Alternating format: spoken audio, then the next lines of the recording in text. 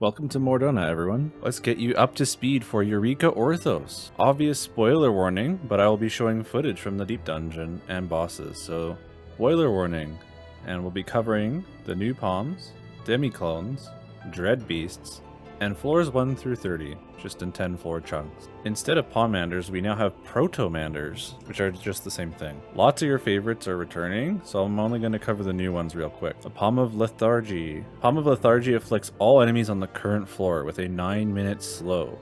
As a reminder, the slow makes casting speed slower, not the physical movement of the enemy. The Palm of Storms. The Palm of Storms drops all enemy health to 1, at which point they will slowly start regenning. What's unique about this one is it has a different effect based on whether or not the mob is currently aggro to a player or not. If the mob is aggro to a player, it will not regen health, and instead stay at 1, which makes it incredibly useful. An ideal play is to pull lots of different enemies, and then pop the Palm of Storms, and use some sort of insta-cast AoE ability if your job has one. The Dread Palmander combines both the Lust and Rage Palms from Palace of the Dead. It has a melee range bonk, which one-shots many enemies, as well as a ranged attack, which gives enemies an increased damage taken debuff. Bonk. The Demi-Clone generators spawn Doga and Une, the twins from the Crystal Story Tower line. It allows them to fight alongside you. There's also a third Demi-Clone, but I'll leave that for you to discover. Doga uses black magic abilities, and has an AoE petrification cast you will do, while Une uses white mage abilities and casts Stone Skin to nearby players. Dread Beasts. Dread Beasts are a new addition to Deep Dungeon. They are powerful monsters which may or may not appear on any given floor. When you arrive on a new floor, some flavor text will appear, making note of the foul beast you may encounter. There are 3 kinds, and each one gives you a different half-hour-long party debuff when you defeat them. The Lamia Queen gives a fast regen over time. The Demi-Kakma gives a Vuln down, which lowers the damage the party takes. And lastly, the Mericidian Clone gives you a powerful damage up. These enemies hit insanely hard, so I'd recommend using one of the Palms of Storms we discussed earlier to kill it quickly, especially on solo runs.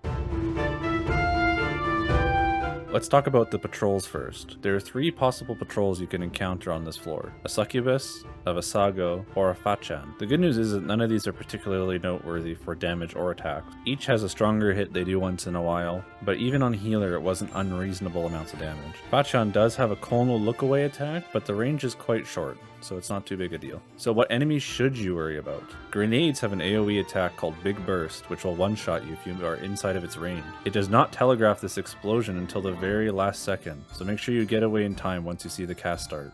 Oh my gosh. Boots will cast Terror Touch, which gives the target the disease debuff. They can be stunned or interrupted to stop this though. Behemoth! This behemoth can be scary if done incorrectly, but it's not too bad. It will do some auto attack, cast Wild Horn, which will cleave whoever has aggro, and then it will cast Soft Enrage Ecliptic Meteor. The key is that the meteor can be line of sighted to avoid taking damage, so try having a corner nearby you can escape to when fighting. Otherwise, nothing else gives any real trouble unless you pull in large packs. The boss for floor 10 is Gankana, or as I'll be calling him, Gan. Gan is an Allegan Corrigan with very cool sunglasses, if I do say so myself. He's a pretty simple boss. His arena is divided into a 3x3 grid, with Corrigan heads sticking over the middle of each square. Gan will shriek and activate some amount of the squares. After a short amount of time, they will explode in a circle from the center of each square that is lit up. Make sure just to get out of the way, and this is repeated twice. His next attack is Mandrastorm, a meteor that is baited on Gan. Simply move away to reduce damage taken. This is immediately followed up by Titan Bombs. A row of 3 will electrify and get the 1 marker over top. Another will get 2 and another 3. They will go off in that order, so if you remember your Titan fights, it's the exact same movement. Watch the AoEs though, as they're quite large. That sequence will now repeat until Gan is defeated. Nice. The more Dalagan monstrosities. Monstrosities. Starting again with the patrols, the 3 we have on this floor are Keter, Wood Golem, and Groundskeeper. Similar to the last set, these are not particularly scary. It's important to note that all of them have some sort of cleave or AoE attack, so getting stuck in a corner or boxed in is a bad idea. The enemies we need to keep an eye on are Morbles. Morbles are Morbles, so I shouldn't need to explain a whole lot. Be wary and avoid bad breath. The Belladonnas have a soft Enrage if you're not a tank. The Tank Buster, Deracinator, will kill you without mid. Orthos System Beta. These guys have an AoE called Gravity Field. similar to the bombs from the last set. If you are hit with it, you will die. And lastly, the Sawtooth have both a front and a rear cleave.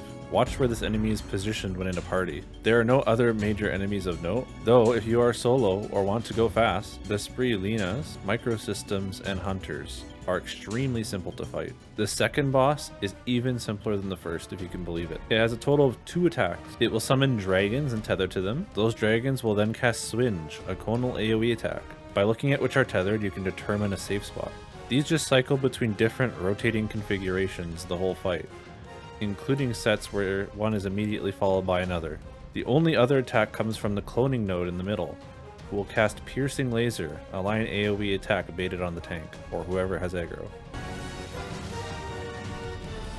And you just hit it until it dies. Wow. Wow.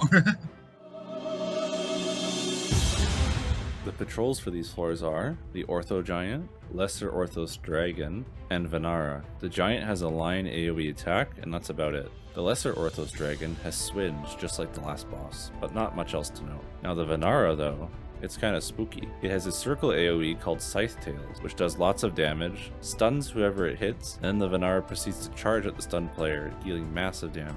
The enemies of concern. Ortho Demolishers are Allegan Bits, which cast a line AoE, similar to how they do in the Ultima Weapon MSQ trial. Once its health is lowered to a certain point, it will self-destruct in an absolutely massive radius. It can be line of sighted, but the snapshot is weird, so be careful, because they will kill you instantly. Vivra randomly casts an AoE around them when unaggroed, which gives players within its radius a Vuln stack, similar to the apes from Heaven on High. If you're going to be in a room with it, pulling it is a good idea, just to stop from getting the Vuln. Ortho Shell Dragons cast Diamondback. Any blue mages are probably panicking at that phrase, but all it does here is give the turtle a Vuln down, not an invuln. Ortho Knights have an attack called Electromagnetism, which is used to draw in enemies and then to kill them. The floor 30 boss is Tiamat's clone. We have some mechanics returning from the previous dragon fights, so let's break it down. Tiamat will start by casting Creature of Darkness, which spawns floating dragon heads to the north of the arena. Coming into contact with these heads will continually give Vuln stacks, so find the opening and dodge them. She then casts Dark Wormwing or Dark Wormtail, which are her version of Hot Wing and Hot Tail from the Nidhogg fights. Just remember, wing in, tails out. What's different about these ones versus Nidhogg attacks is that these will spawn heads either east-west or in the center line of the arena. These need to be dodged as well. Dark Mega Flare will spawn circle AoEs on the ground, where you'll need to dodge to the safe spots. She'll strike the ground 4 times, each spawning 2 more dragon heads that need to be dodged. The last attack she has in store is called Way Morn. It is a chasing AoE that is baited on a random player. As the AoEs go off, they also spawn flying heads, which need to be dodged. And that's the fight. I hope this guide helps you succeed and complete floor 30.